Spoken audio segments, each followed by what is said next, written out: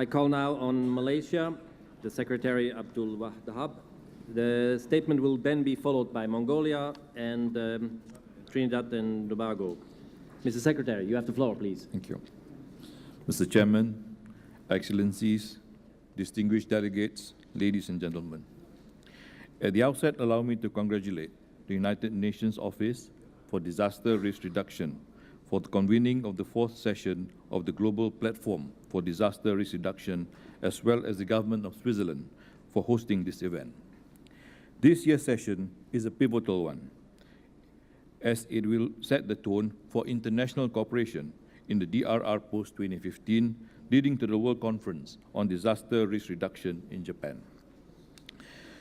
It is a fact that no country, even the most developed, is immune from the impact of natural disasters.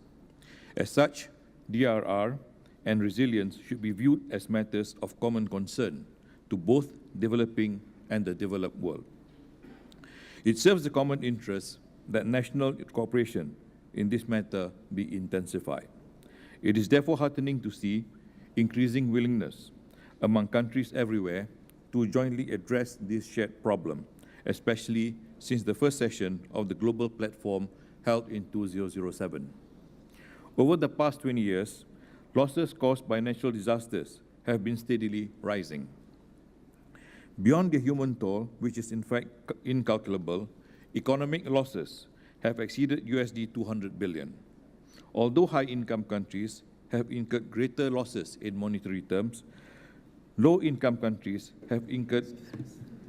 middle-income countries have suffered greater impacts relatively to their GDPs. Developing countries have disproportionately suffered in terms of human fatalities due to the weaker infrastructures and response capabilities. It is becoming more and more evident that holistic and innovative approaches are mandatory for addressing disaster risk. This is due to the close interrelationships and inextricable linkages that exist between disaster risk and other key challenges of poverty reduction, sustainable development, environmental stability, as well as the emerging reality of global climate change. With the onslaught of climate change, worldwide disasters are anticipated to increase.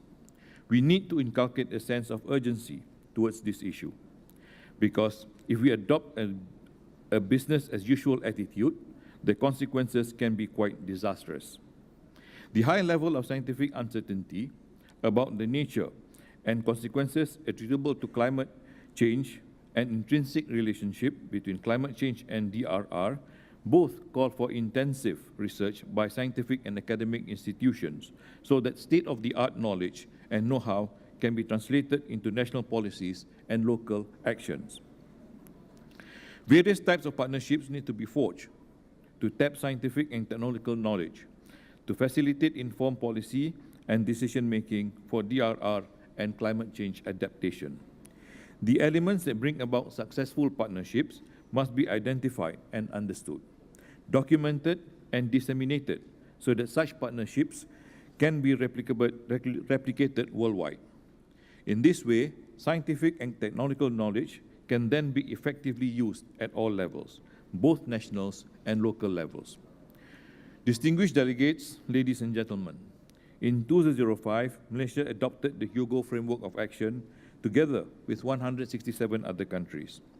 One of the positive results of the HFA implementation is the widespread recognition and acceptance of DRR as a valuable instrument for the national planning and implementation.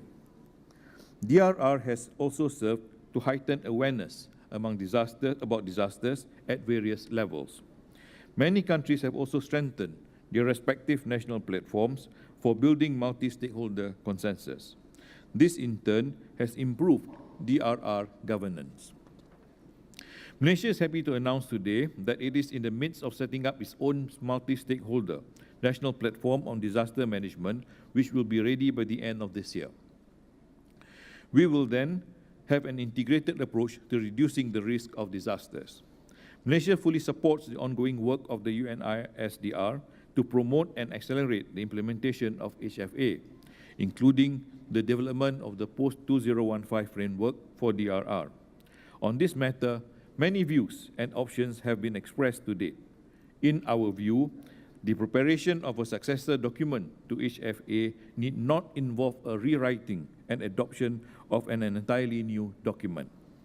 The successor document to HFA should focus upon making concrete progress in the implementation of existing measures, including provisions which can be used to measure and quantify progress. It should also concentrate upon formerly abandoned and neglected elements of the HFA.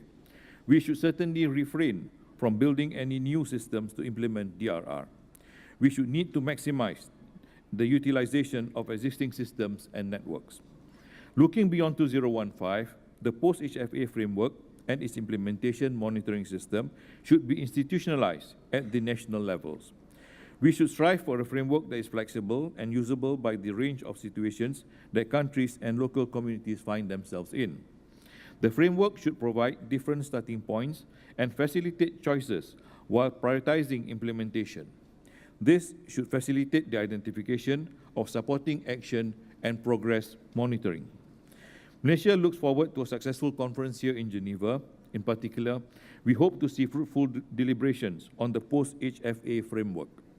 We also look forward to achieving consensus on how local, national, regional, and international stakeholders can effectively address the new challenges brought about by disasters and climate change. I thank you. Thank you, Mr. Secretary.